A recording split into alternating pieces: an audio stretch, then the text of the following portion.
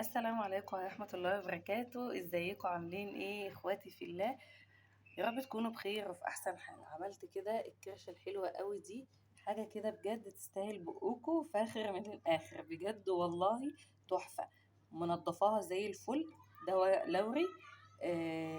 منضفاها زي الفل، حاجة كده ما شاء الله ولا حول ولا قوة الا بالله. الريحة والطعم يا سيدي يا سيدي على الجمال. يلا تابعوا معايا الفيديو للاخر علشان تشوفوا عملت الحلاوه والجمال ده ازاي. متنسوش لو اول مره بتشوفوا القناه ما تنسونوش تدعموني من اللايك والاشتراك والكومنتات الحلوه، وتقولوا لي كمان بتتابعوني من اي بلد. اذا عجبكم الفيديو ما تنسوش اللايك والاشتراك والكومنت الحلو. وكمان قولوا لي عايزين اعمل لكم ايه، وباذن الله انزله لكم. واستنوني في فيديوهات حلوه كتير. يلا معايا تابعوا الفيديو للاخر وتشوفوا عملنا الحلاوه دي ازاي. السلام عليكم ورحمة الله وبركاته. ازيكم عاملين ايه؟ يا رب تكونوا بخير وفي احسن حال. هنعمل مع بعض الكرشة. زي ما انتم شايفين الكرشة بتاعتي فلة، ما شاء الله عليها. زي الفل اهي. اتنضفت طبعا على قد ما قدرنا ان احنا ننضفها، بس زي ما انتم شايفين ما شاء الله ولا حول ولا قوة الا بالله. الكرشة معايا زي الفل تمام كده. اللهم صل وسلم وبارك على محمد وعلى آله وأصحابه الطيبين الطاهرين، صلوا عليه. يلا بينا نسمي بسم الله وعلى بركة الله ونشوف هنعمل ايه في الكرشة دي. أول حاجة كده أنا جبت الحلة بتاعتي على النار. دي الحلة المعتمدة للفراخ بتاعتي أو أي لحوم. جبتها كده وابتديت إن أنا أحط فيها مية بتغلي. ابتدي كده أنزل أسقط كده. شايفين بجد ما شاء الله ما شاء الله الكرشة بتاعتي بيضة فلة اهو. ومنضفاها بمية سخنة فقط لا غير، ونقعتها في شوية دقيق وشوية ملح. شايفين ما شاء الله ولا حول ولا قوة إلا بالله. حاجة كده تستاهل بقكم من الآخر والله. اهو ده تقريبا من بار نسيت وانا بعمل لانه طبعا كنت بنضف مع الكرشه دي من بعض. الكرشه طبعا انا مقطعاه كبير، ولكن لسه انا مقطعها صغير بالحجم اللي احنا محتاجينه. تمام. تاخد قلبه كده وتغلي وارجع لكم تاني ونشوف هنعمل مع بعض ايه حلوين. اخليها كده ايه، تقلب كده ايه، قلبايه قلبايه واحده بس. وهبتدي ان انا هنشوف مع بعض، هنشوف كل حاجة بإذن الله مع بعض. مش هحرقها لكم لأن طبعا أنا هاخدها هخليها تقلب قلباية واحدة. أشيل الريم وأبتدي برضو أعيد عليها تنظيف لو في أي حاجة. وهنعمل إيه وهنشوف الدنيا مع بعضها هتيجي إزاي. زي ما انتم شايفين الكرشة بتاعتنا حرفيا، بصوا المية بتاعتها نظيفة فلة. بس أنا بطبعي بحب أخد الحاجة كده غلوة، وارمي الميه دي واشوح في ميه جديده، او اغلي عادي في ميه جديده واضيف ليها البهارات. تمام. هشيل الميه دي وهشيل كل الحاجات دي كده، كبها الميه دي كبها في الحوض، وابتدي ان انا اعملها في ميه جديده. وانا بحس كده ان تنزل كده الدم بتاعها. العبارة دي انا مش بحبها اطلاقا.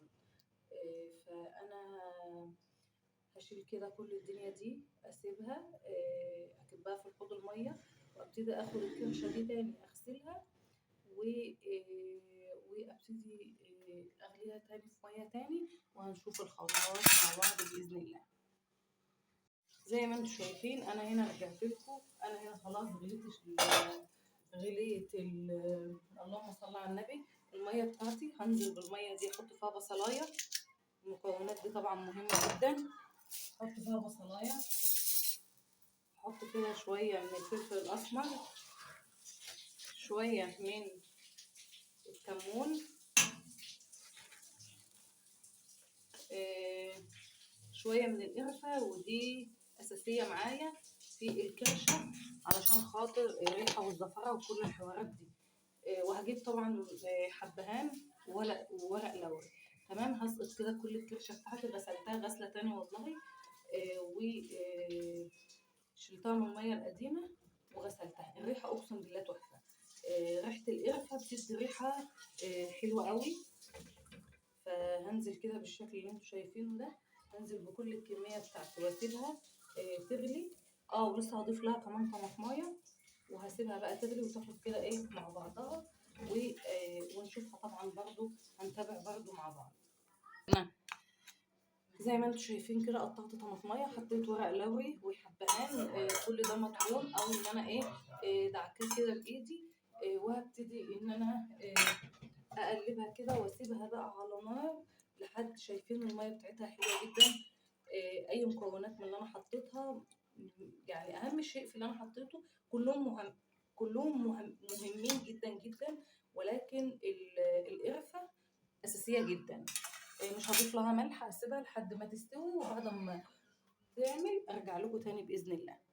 نشوف وحياة ربنا الريحه تحفه، حاجه كده وهم. طبعا شايفين الطماطم اتعملت، شايفين بقى اللون الروقان، شايفين. طب انا لو انا قدمت الشوربه دي لو ما حدش عارف ان دي بتاعت كرشه، طبعا ريحتها بتكون معروفه، بس انا بتكلم ان هي بتبقى رايقه وصافيه كده زي ما انتم شايفين. لونها اصفر وجميل طبعا علشان فيها دهن وكده، ما شاء الله اللهم بارك. حاجه كده بجد حلوه قوي. طبعا انا لسه ما ضفتلهاش الملح ولا اي حاجه، هي بس واقفه على الملح، حطيت فيها البهارات وحطيت فيها كل حاجه، واقفه بس على الملح، وهتبقى زي الفل.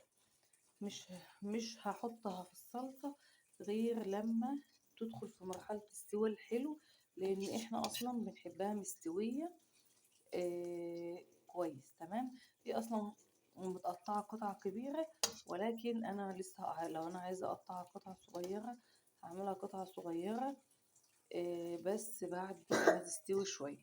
تمام كده اهو، زي ما انتم شايفين كده يا بنات.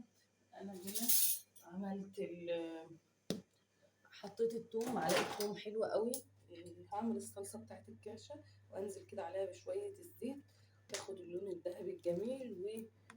وهصفي الشرشه بتاعتي، هصفي الكرشه بتاعتي. دي الكرشه اهي، هصفيها خالص من الشوربه بتاعتها دي. وعلشان هعمل الصلصه في الحله دي، وبعدين انقلها في نفس الحله تاني. تمام. اللهم صل وسلم وبارك على محمد وعلى اله واصحابه الطيبين الطاهرين. صلوا كده عليه في الكومنتات، وكل سنه وانتم طيبين، وعيد مبارك علينا وعليكم يا رب، اللهم امين.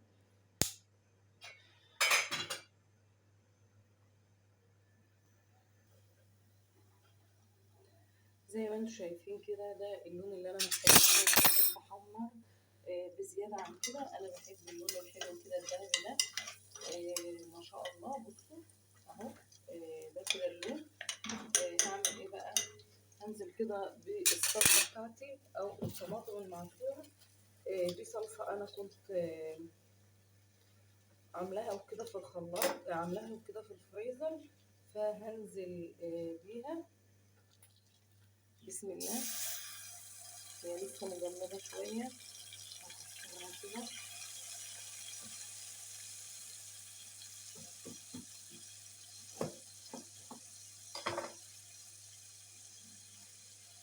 اهو هنزل بقى كده، شيل الباقي ده بقى نضيف. تمام. البهارات اللي انا هضيفها ملح وفلفل وكمون وبس. انا مش بحب اضيف بهارات ياما، انا بحب اضيف البهارات المختصره اللي فعلا بتخلي الاكل كده في حته تانية. فلفل اسمر والكمون والملح، دي البهارات اللي انا هضيفها. شويه كزبره ويبقى تمام فل قوي، مش هضيف اكتر من كده. واول بس كده ما تفك هنزل هنزلها ده الملح، هنزلها على الكرشه. تمام. بصوا زي ما انتم شايفين، انا هنا كده صفيت كل الكرشه بتاعتي، صفيتها الميه من عليها و صفيتها خالص، ما عادش فيها اي ميه اهو. زي زي ما انتم شايفين الكرشه بتاعتي اصلا استوت وبقت زي الفل. ما شاء الله ولا حول ولا قوه الا بالله. هنزل بقى، بصوا هنزل بالتسبيكه دي، هنزل بقى تكمل على الكرشه، وعلشان ايه تتشرب كده من الصلصه وتبقى حلوه. تمام اهو، بسم الله. هي فكت كده شويه، انا هخليها بقى تكمله على الكرشه بتاعتي. تمام كده، بس خلاص. اقلبها بقى كده تقلبتين وخلاص، وهي هتتشرب كده كله من بعضه، لان دي اصلا الصلصه دي تقيله، فهتفك كده بقى وهتبقى زي الفل باذن الله. زي ما انتم شايفين الكرشه ما شاء الله ولا حول ولا قوه الا بالله. طبعا الميه انتوا عايزين الصلصه تقيله خفيفه، كل واحد زي ما هو عايز. عايزين برضو الكرشه بتاعتنا خفيفه تقيله، زي ما كل يعني كبيره صغيره بقصد، زي ما كل واحد عايز. تمام، زي ما انتم شايفين كده حاجه بجد وحياة ربنا ريحتها تحفه تحفه تحفه. ما شاء الله ولا حول ولا قوه الا بالله. هي استوت وبقت زي الفل. بس احنا بنحب الحاجه مستويه مستوية قوي. موضوع السوا ده كل واحد براحته. هي ممكن كده تقدروا تقفلوا عليها، بس انا بحبها تكون بقشرية طماطم، تكون تكون مستوية، والصلصة بتاعتها هسيبها برضو تخف شوية، مش بحبها خفيفة كده، هسيبها تتقل شوية. وبرضو اكيد هنشوفها مع بعض. زي ما انتم شايفين كده ما شاء الله ولا حول ولا قوة الا بالله. ده كان شكل الطبق بتاعنا. ما تنسوش تدعمونا من اللايك والاشتراك والكومنتات الحلوة. استنونا في فيديو جديد ويوم جديد. كل سنة وانتم طيبين، عيد مبارك عليكم يا رب، في رعاية الله وحفظه جميعا، ومع السلامة.